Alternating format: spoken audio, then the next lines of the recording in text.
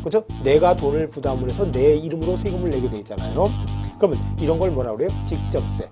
세금을 부담하는 자기세, 수도세. 이건 틀린 얘기예요. 암만 지방세, 국세 봐도 정기세, 수도세라는 건 없어요. 없어. 정기세. 당신 어디서 딱 보내놓고 나서 근데 내가 언제 줬어? 네가 안 줬으니까 안 내. 이럴 수도 있다라는 거죠. 안녕하세요. 공인중개사 2차 과목 중에서 그 공시법령 및 세법 중에서 부동산 세법을 담당하고 있는 서정석입니다. 앞으로 우리 27회 2016년에 진행되는 27회 공인중개사 시험 합격을 위해서 세법 공부를 저와 함께 진행하실 겁니다. 이제 먼저 우리 세법에 대해서 간략하게 한번 정리를 좀 하고요. 정리를 하고 그 본 진도를 들어가도록 하겠습니다. 우리 이제 세금들을 많이 내시는 분은 많이 내시고 조금 내시는 분은 조금 내고 또 뭐 떼어먹는 분들도 많잖아요. 그 떼어먹는 분들은 돈을 많은데 떼어먹고 잘 감추고 있죠. 그 사람들은 법을 너무 잘하는 사람이에요. 그분들이 공인중개사 시험을 공부하신다면 무조건 합격하실 것 같아요. 어떤 세금이 얼마 어떻게 나오는데 이렇게 하면 떼어먹을 수 있다 이런 걸 안다라는 것 자체가요. 그래서 2차 과목이요. 지금 2차 과목은 이거는 실무 과목이라고 생각하시면 돼요. 여러분들이 앞으로 자격을 취득하셔서 중개업을 하실 때 반드시 필요한 것들만 모아놓은 게 2차 과목이에요. 2차 과목인데 거기에 제1과목이 1과목이 중개사법이죠. 공인중개사법의 1차 과목이고요. 여기 2차 과목 중에서 첫 번째 과목이고 그 다음에 나오는 게 공시법령 및 세법이에요. 공시법령 및 세법. 그 다음에 세 번째 나오는 게 공법이에요. 이거 보니까 어차피 공부를 하시는 데는 전부 다 1차 과목의 부동산 학 개론. 그것은 법이 아니죠. 그게 그야말로 이론이에요, 이론. 근데 민법, 또 여기에 중개사법, 공시법령이 부동산 등기법 있죠. 그 다음에 여기에 공간정보의 구축 및 그 지적법이라는 게 있죠. 여기에 세법이 있죠. 세법, 또 공법이 있잖아요. 근데 여기에 공시법령 그러면 법을 지금 두 개를 다루고 있죠. 우리 세법은 법을 굉장히 또 많이 다루고 있어요. 많이 다루고 있는데 공법도 여러 가지 법이에요. 그런데 여기서 여러분들이 이것을 2차 과목 중에서 실무 과목이라고 얘기를 하는 것은요. 여기는 뭐가 나오는가 보면요. 여러분들이 중개업을 할 때 해서는 안 해야 될 행위와 해서 꼭 해야 될 행위가 있다는 거예요. 해서는 안 해야 될 행위 같은 거는 전매를 조장 같은 걸 해서는 안 되죠. 이런 내용 나와 있어요. 그리고 꼭 해야 될 것. 여러분들이 계약서를 쓰실 때는 반드시 중개물건 확인 설명서를 써야 된다든지. 그렇죠. 그리고 여러분이 계약서 쓸 때는 중개업자인 본인이 직접 계약서에 자필 서명해야 된다. 이런 내용이 나와 있다는 거예요. 계약서를 쓰는 방법 전부 다 여기 다 나와 있고 중개업자가 해야 될 것, 하지 말아야 될 것. 이렇게 하면 당신 자격 취소돼. 영업정지돼. 이런 것을 중개사법에서 가르치고 있어요. 이것은 그러다 보니까 문제가 1번부터 40번까지예요. 1번부터 이거는 한꺼번에 같이 보죠. 그래서 150분 시험을 보게 돼. 쉬지 않고 150분 시험을 봐요. 그러면 2시간 30분 동안 소변이 마려워도 참고 있을 정도가 돼야 되겠죠. 그 다음에 이 공시법령은요. 여기 보면은 뭐가 있어요? 공시라는 게 있잖아요. 공시. 공개해서 표시한다예요. 여러분들이 여기에 등기라든지 지적공부 같은 경우, 등기부라든지 지적공부 같은 경우는 누구든지 구청에 가서 아니면 등기소에 가서 아니면 지금 현재는 인터넷을 통해서 전부 다 내가 열람도 할 수 있고, 열람한다는 얘기는 뭐예요? 내가 눈으로 볼 수 있다는 거예요. 열람은. 그리고 교부는 어때요? 받을 수가 있다는 얘기죠. 관공서 도장 딱 찍어서 원본과 틀림없음을 증명합니다. 찍어서 받을 수 있다는 거예요. 그래서 여기에 나오는 등기부는 어디 가서 받아야 돼요? 등기소에 가서 원칙. 그 다음에 지적공부. 지적공부라는 얘기는요, 토지대장, 임야대장, 또 지적도, 임야도 이런 것을 얘기를 해. 이런 거 받으려면 원칙은 어디를 가야 돼요? 구청, 시군구청. 근데 지금은 뭐 이런 그 온라인 발급기가 있어서 지하철 역사 있는 데서도 있고 그렇잖아요. 근데 원칙은 그렇다라는 거예요. 원칙은. 그리고 등기부 같은 경우도 지금 집에서 다 열람도 할 수 있고 교부도 받을 수가 있어요. 예, 지금 시대가 좋아졌으니까. 시대가 좋아졌으니까 그러는 거고요. 그러면 그런 것들은 왜 하느냐? 여러분들이 저 빌딩 하나가 마음에 들어. 저걸 사고 싶어요. 그러면 저 사람이 어떤 사람이 자기가 그 집 주인이래. 그 집 주인이래. 그럼 주인인지 아닌지 어떻게 알아? 얼굴에 써 있는 것도 아니고요. 주위 사람들한테 물어봐요? 뭘 봐야지 확실히 알 수 있어요? 등기부를 봐야지 알 수 있다는 거죠. 그러면 등기부 등본을 국가기관인 등기소에 가서 그 부동산에 지번이 있잖아요. 건물 같은 경우는 도로명 주소도 되고 그거를 해서 발급을 받으면 거기에 이름 나와 있죠? 주민등록번호 앞에 자리까지 다 나와 있어. 그러면 그 사람 주민등록증하고 비교하면 이 사람이 이 건물 주인이구나를 알 수 있겠죠. 그것 때문에. 그리고 여기에 그 건물이 2,000평이래. 2,000평인지 어떻게 알아? 그건 건축물 대장을 떼어봐야 되잖아요. 건축물 대장이나 토지가 몇 평인지 그런 거는 어디 가서 떼어요? 구청에 가서 떼어보면 그 다 나온다는 거죠. 그런 것을 해야 된다. 그래서 이것은 공개해서 표시해요. 여러분 누구나 다 해볼 수 있게 나온 거다. 그러면 여러분들이 이르게 등기는 어떻게 신청하는지 절차도 다 배우셔야 돼요. 주인이 바뀌면 어떻게 해야 돼요? 주인이 바뀌면 그 소유자가 이름을 바꿔야 될 거 아니에요. 그것을 소유권 이전이라고 그래요. 소유권 이전할 때 등기 신청을 어떻게 하는지 그런 방법을 다 해야 된다. 방법을 등기법에서 배워요. 그러면 토지 같은 거는 어떨 때는 측량을 하고 그러겠죠. 측량해서 나눌 수도 있고 붙일 수도 있어. 또 지목을 다른 걸로 바꿀 수도 있죠. 그렇죠? 그 다음에 거기에 어떤 지목이라는 게 있잖아요. 땅의 종류가 있잖아요. 뭐 지목이 대다, 공장용지다, 주차장이다, 창고용지다, 하다못해 주유소용지다. 이런 것들이 다 여기서 지적법에서 구별을 하고 있다는 거죠.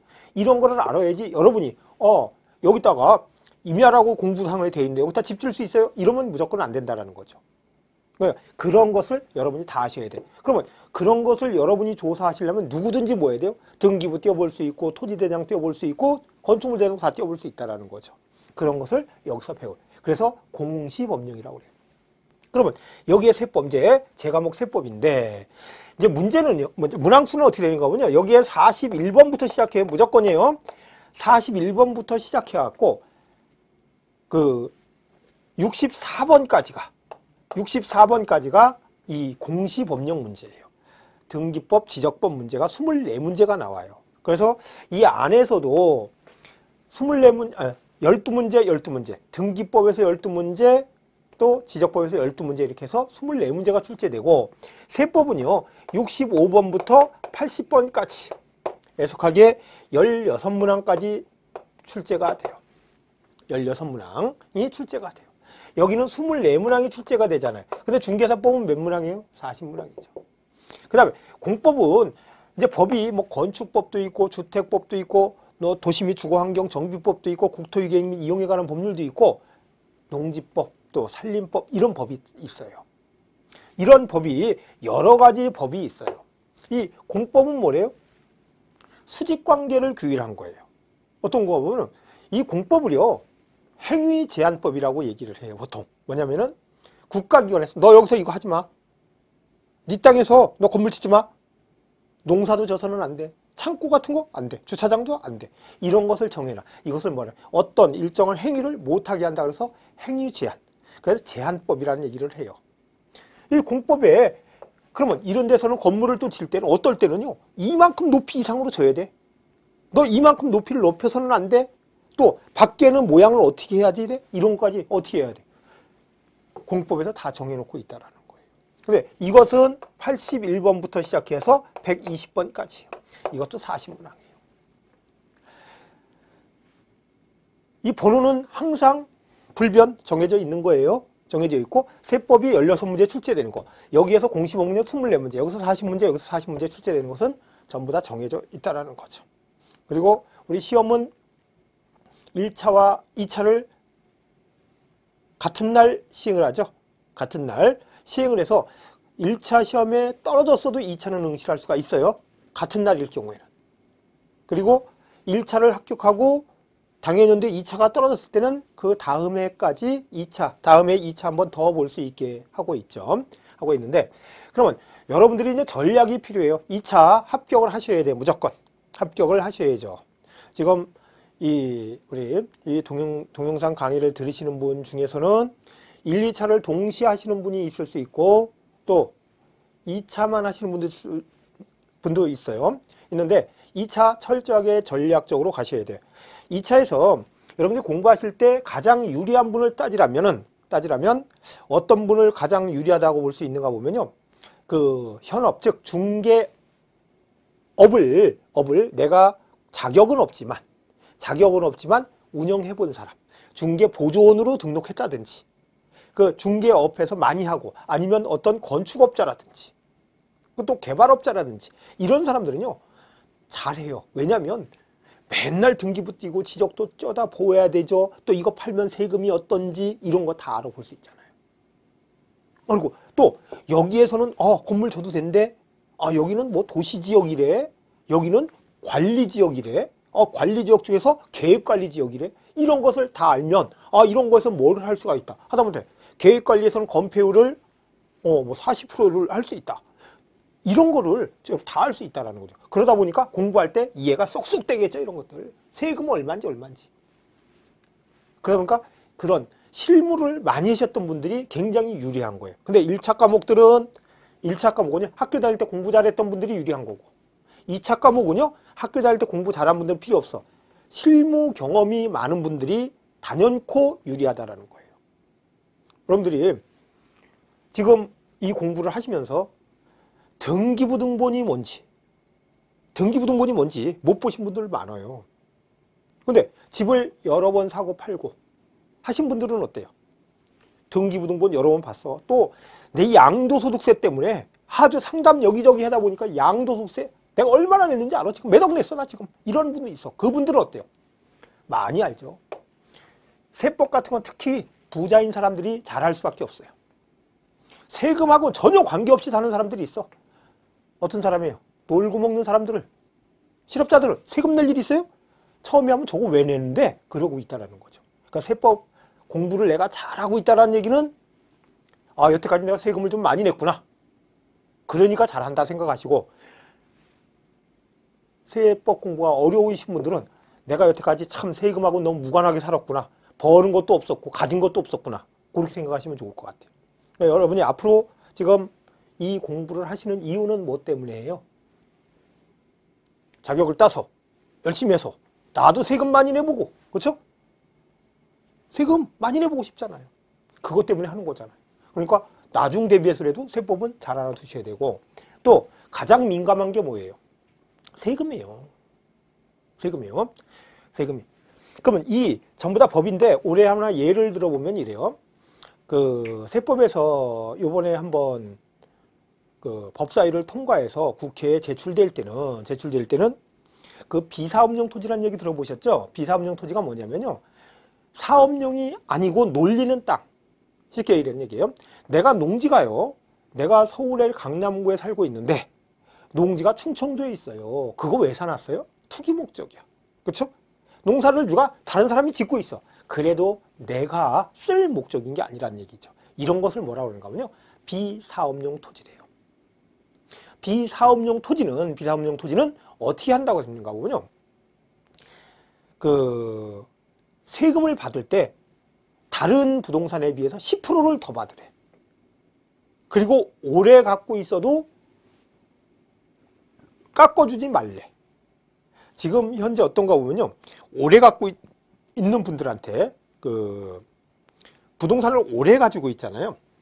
그러면 물가가 상승하잖아요. 과거에 1억 주고 샀다가 지금 2억에 팔았어요. 많이 남았나요?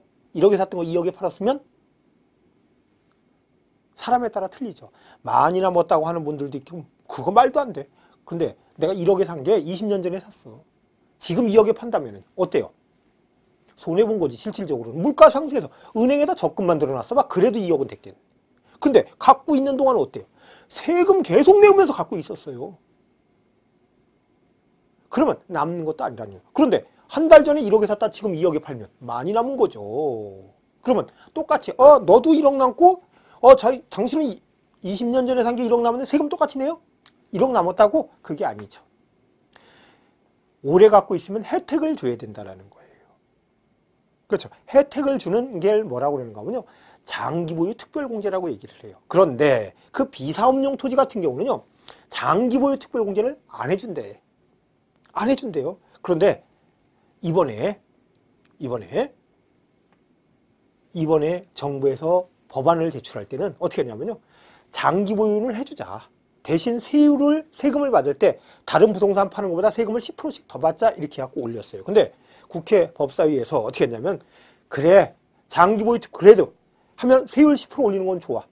그런데 장기 보유 특별공제는 해줄게. 해주는데 단 조건을 달았어요. 10년 전에 갖고 있었던 거 다 무시해버리고 2016년 1월 1일부터 갖고 있는 것으로 계산을 해서 장기 보유 특별공제를 해주겠대요. 다시 말해서 20년 전에 갖고 있던 사람이 있죠? 내가 2016년 올해 팔면요. 장기 보유를 못 받는다. 왜? 보유기간이 몇 달뿐이 안 된다는 거예요. 그 정권을 어떻게 하니까? 무시하니까. 세로 기산. 그래서 법이라는 게 이렇게 만들어지고 있어요. 그래서 이게 우리 12월 말경에 전부 다 개정이 돼서 지금 이제 수업을 좀 일찍 시작했어야 되는데 조금 늦어진 게 그거 전부 다 우리 교재에는 전부 다 100% 반영이 됐습니다. 그대로 보시면 돼. 그런 것들 좀 많이 바뀌고 있다는 거예요. 여기도 그렇고 여기도 그렇고 여기도 그렇고 맨날 부동산 지금은 가격이 올라간다 또 전세 대란이다 그러니까 맨날 어때요? 부동산만 갖고 쪼물떡 하잖아요. 그러다 보니까 개정된 게 무진장이 많아요. 그래서 이 1차 과목은 몰라도 2차 과목은요. 절대로 2015년 책 갖고 공부하시면 안 돼. 개정된 게 있기 때문에요. 개정된 게 있기 때문에 개정된 게 또 반영됐는지 또 교재를 보시는데 작년 거 써 있는 거 있죠. 작년에 발행한 것들 있잖아요. 개정된 부분 하나도 반영이 안 됐습니다.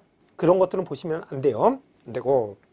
그러면 여러분들이 이제 이 공법 같은 거는 여러분들이 이제 그런 과목에서 또 다시 보시겠고 이런 거 보시겠고 이것도 마찬가지고 저는 이제 요 세 번만 가지고 진행을 하도록 하겠습니다. 이제 공부를 하시다 보면은 이런 거 공부를 할 때 점수가 거의 보통의 경우 있잖아요. 80점은 기본으로 맞아요. 못 맞아도 80점 맞아요. 중개사법 80점 못 넘게 맞으시는 분들은 합격 확률은 거의 없다라는 거예요. 80점은 거의 만점 가까이 맞는 분들이 굉장히 많아요. 그리고 공법이 굉장히 좀 어려운 과목에 속해요. 공법이 어려워서 공법은 한 50점 정도를 생각을 해요. 50점 정도 이렇게 생각을 하고 있어요.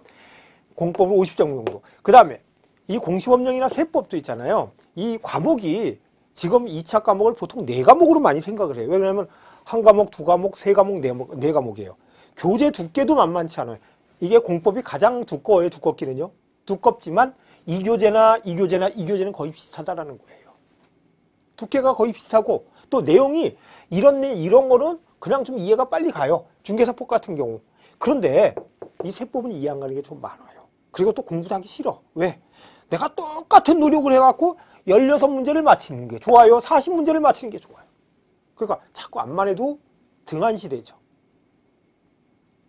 등한시대요. 근데 여기서는 어차피 여러분이 과락은 면하셔야 되잖아요. 그렇죠? 과락 면하고 또 공시법령 또 세법이 그렇게 난이도가 많이 높지는 않아요. 그리고 나오는 데서 출제되는 데서 출제가 많이 되고 있다는 거예요. 그래서 여기를 안 봐줘도 60점은 맞는다고 생각을 하고 오시면 돼요. 근데 웬만큼 하시면 여기 80점 정도는 맞아요. 여기도. 그런데 여러분들이 최저 이만큼 받아야 된다 생각을 하셔야 돼요.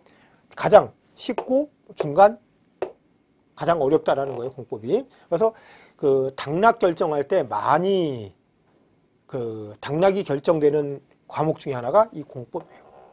그러니까 이거 하다가 시간 다 뺏기면 쉬운 과목 공부 못하는 경우가 굉장히 많아요. 그러니까 여러분이 공부를 하실 때는 이제 사람에 따라 많이 틀리겠지만은 음식이 있으면은 맛있는 것부터 먹어야 돼요? 맛없는 것부터 먹어야 돼요?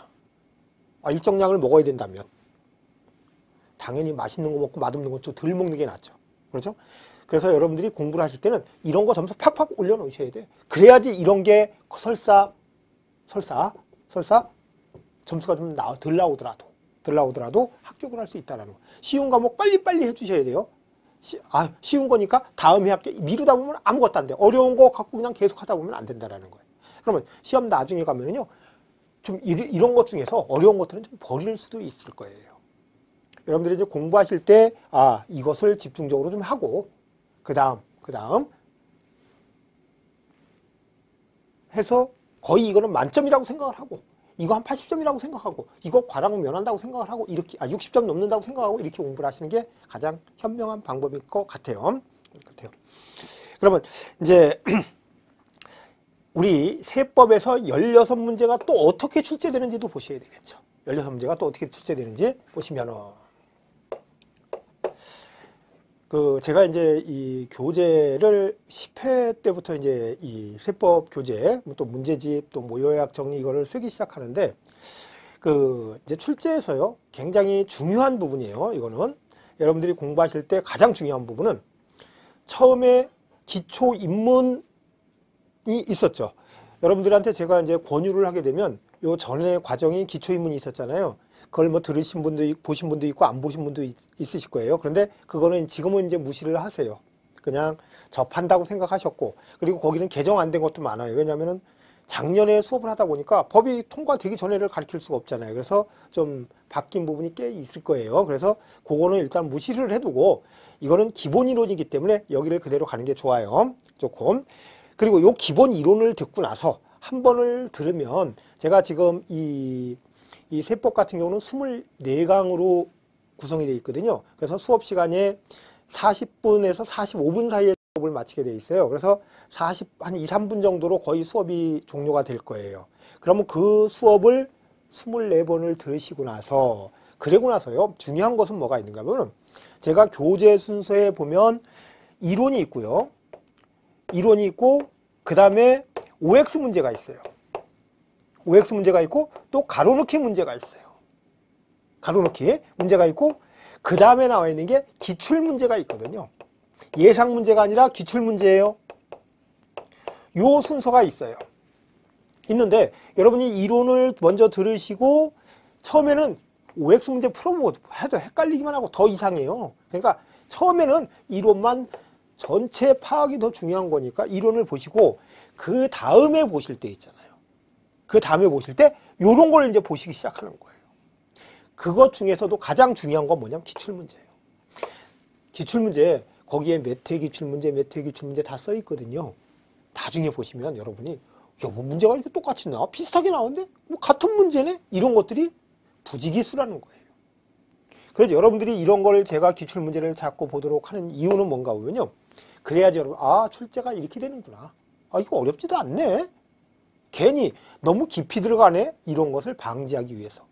지금 자꾸 보시라는 거예요. 이거를. 보시게 되면 내가 나아갈 길이 보인다는 거. 과거에 어떤 문제가 출제됐는지를 보면 내가 이렇게 공부해야 되겠다는 보이는 거예요. 그래서 처음에는 신경 쓰지 마세요. 처음에 이래독 하기 전까지는 신경 쓰지 마시고 그 다음에는 특히 요거에 신경을 많이 써주시는 게 좋아요.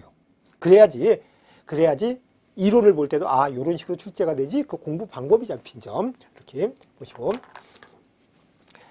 그러면 제가 요 책을 이렇게 쓰면서 우리 교재 편성을 어떻게 해놨는가 하면요. 제1편, 또 제2편, 그 다음에 제3편,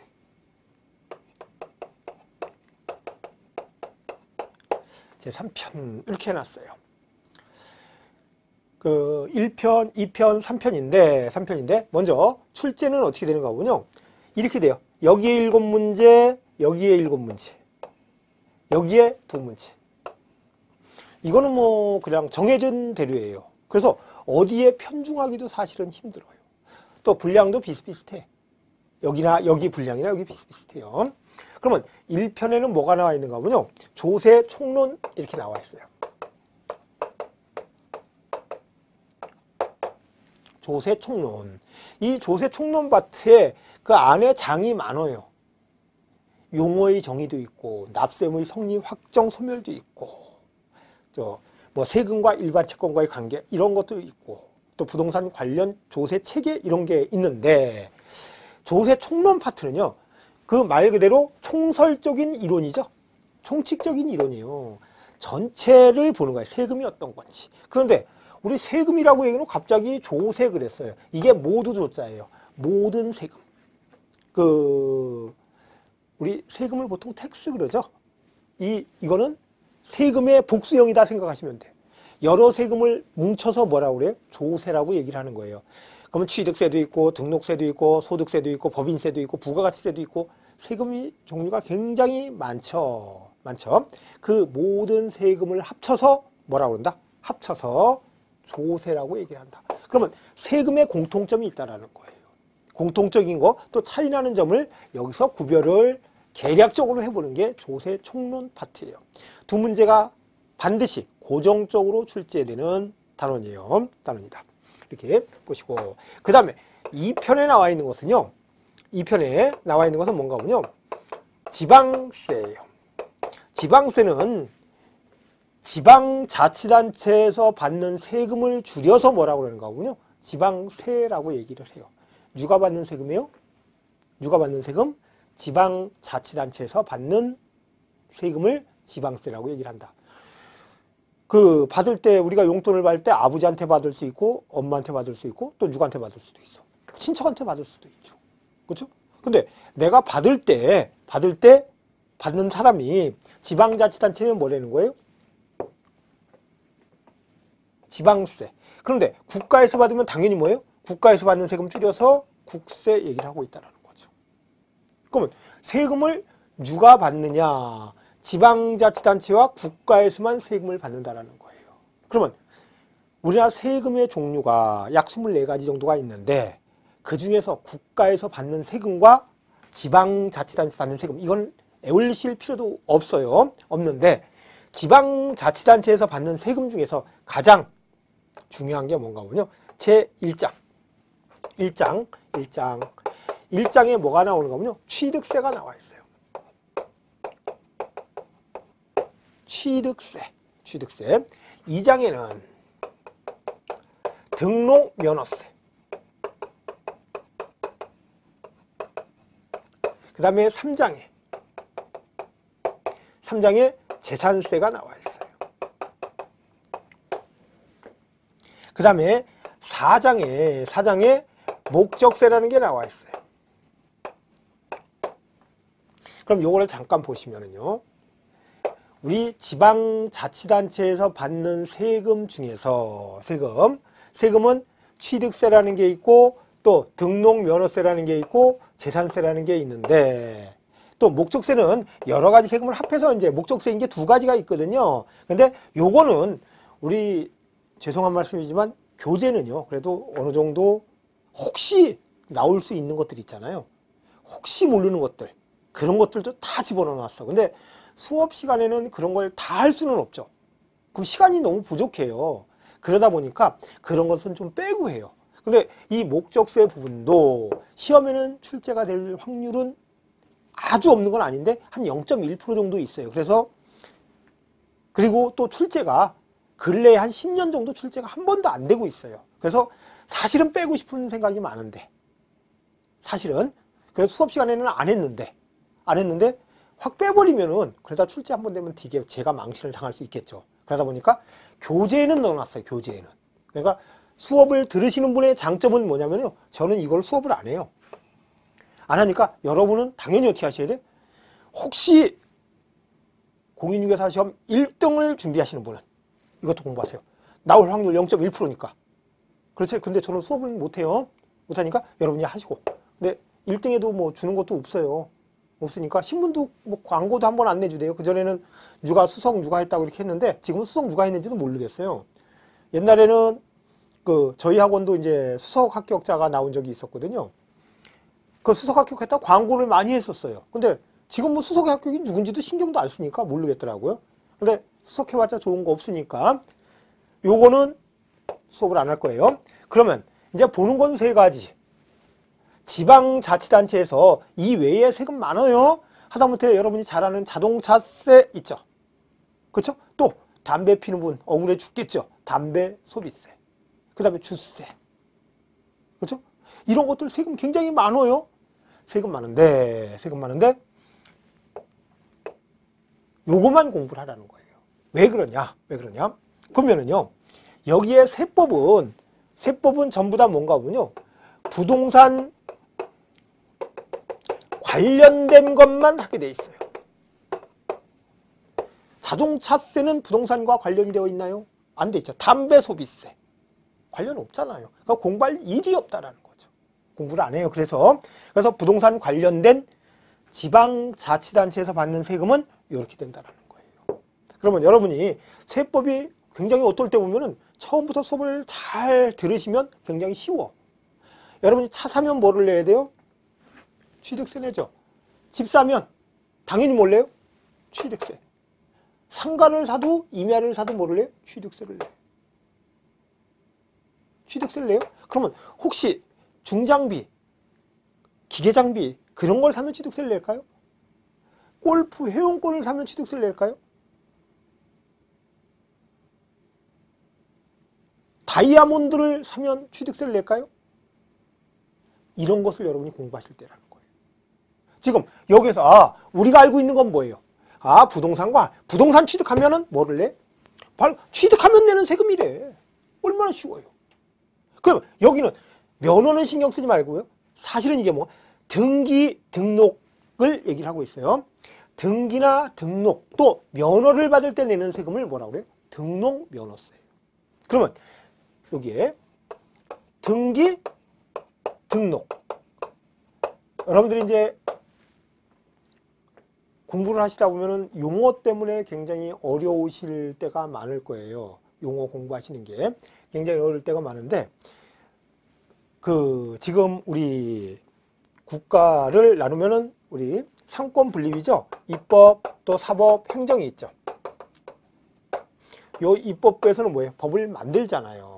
그렇죠? 법을 만드는데, 법을 만들고 있는데, 이 사법부나 행정부에서는요, 자기들이 뭐가 있나요? 규칙 같은 걸 또 만들고 있죠. 그렇죠? 그러다 보니까 용어가 이 사법부에서 사용하는 용어, 행정부에서 사용하는 용어가 틀린 게 굉장히 많다라는 거예요.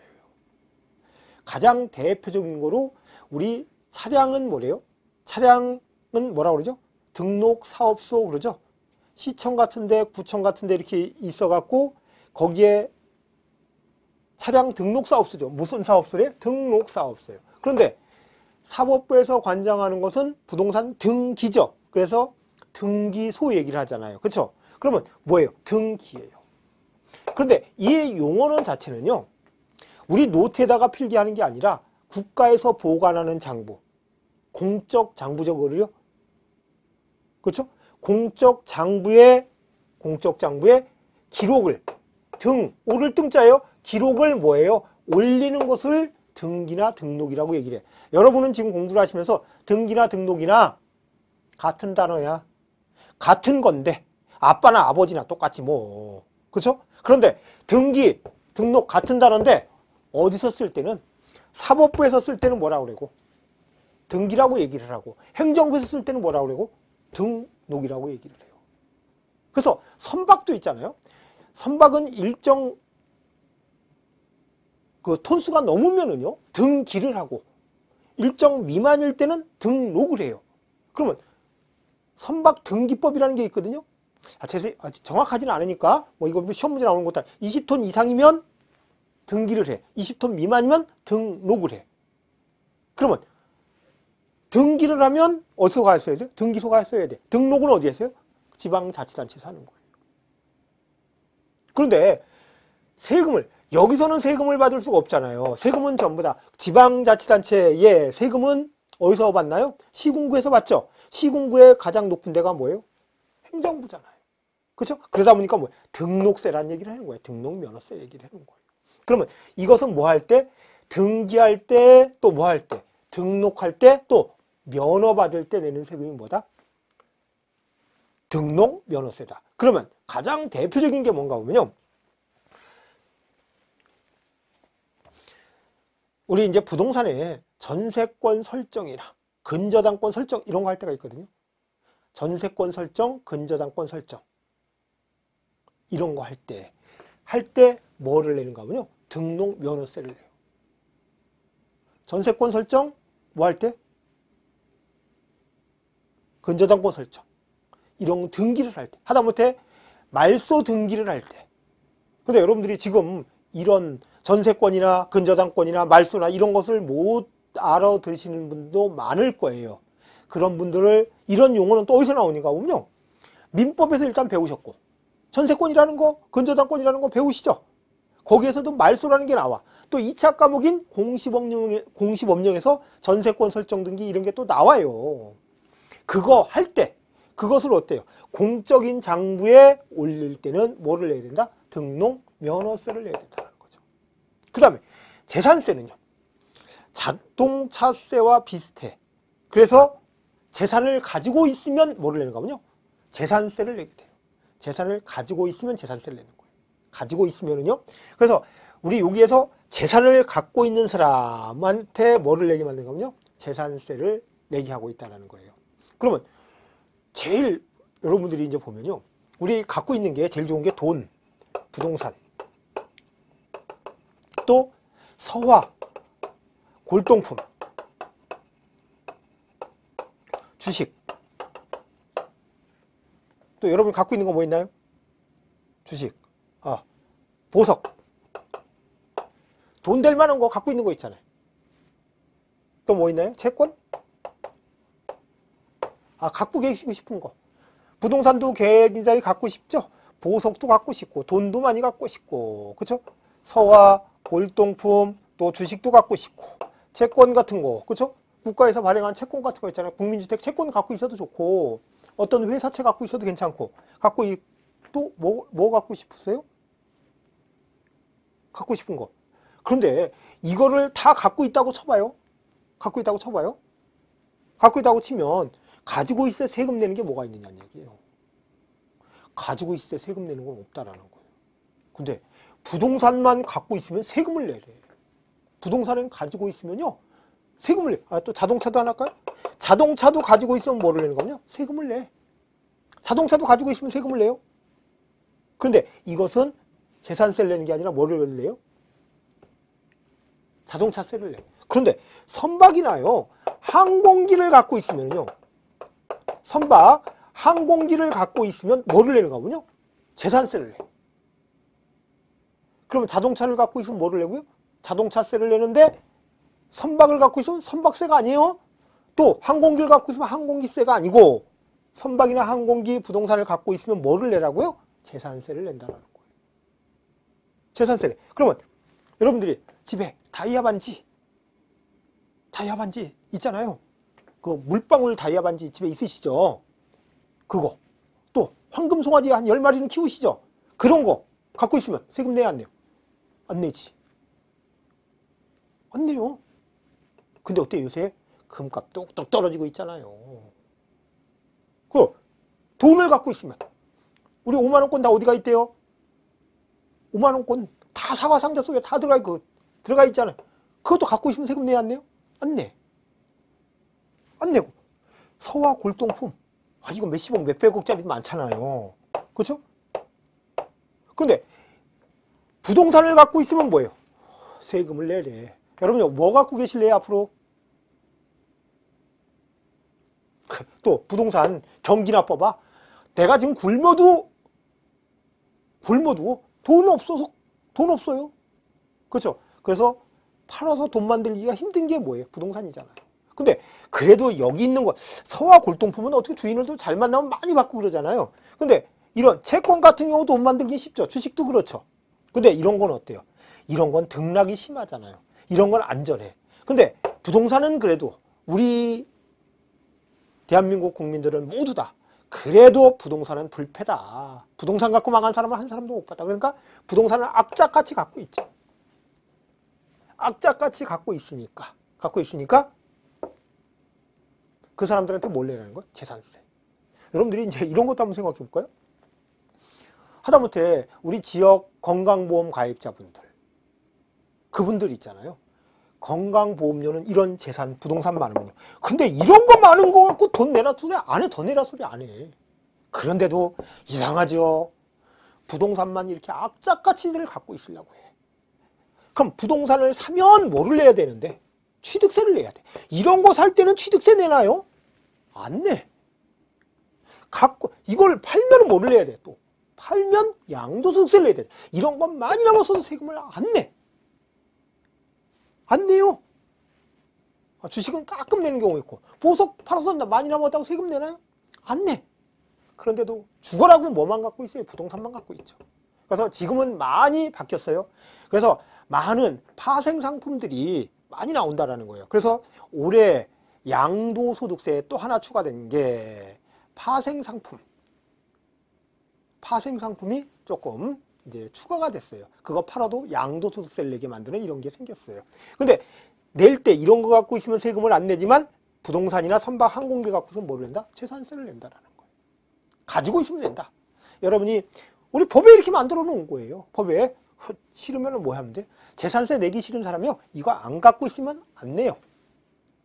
그래서 있는 사람들이 큰 소리 쳐. 아, 나 임대업을 하고 있는데 세금이 너무 많어. 재산 갖고 있을 게 아니야. 아, 그냥 나 다 주시지 그냥. 주면 내가 세금 잘 내고 잘 할 거예요. 그래도 많이 남잖아요. 그런데 있는 분들은 그거 세금 내는 게 또 아까운 거예요. 그래요. 우리는 어때요? 우리는 그냥 세금 아까워하지 말고 팍팍 내야 되죠. 재산 많으면 악착같이 많이 내고, 많이 사면 악착같이 취득세 많이 내고, 이렇게 하자고요. 이렇게 하시면 되고. 그래서 이렇게 해서 지금 보니까 부동산을 사면 뭐를 내고, 취득세, 부동산의 전세권 설정 등기나 뭐나 그런 거 하면 등록면허세 내고, 또 재산을 갖고 있으면 뭐를 내고, 재산세를 내고. 아니 목적세는 모르겠다. 그 다음에 이 국세는 뭐가 있는가 보면요, 이것도 역시 1장, 2장, 3장이 있는데 2장, 3장이 있어요. 여기는 종합부동산세가 있어요. 또 양도소득세, 또 부동산 관련 소득세가 있어요.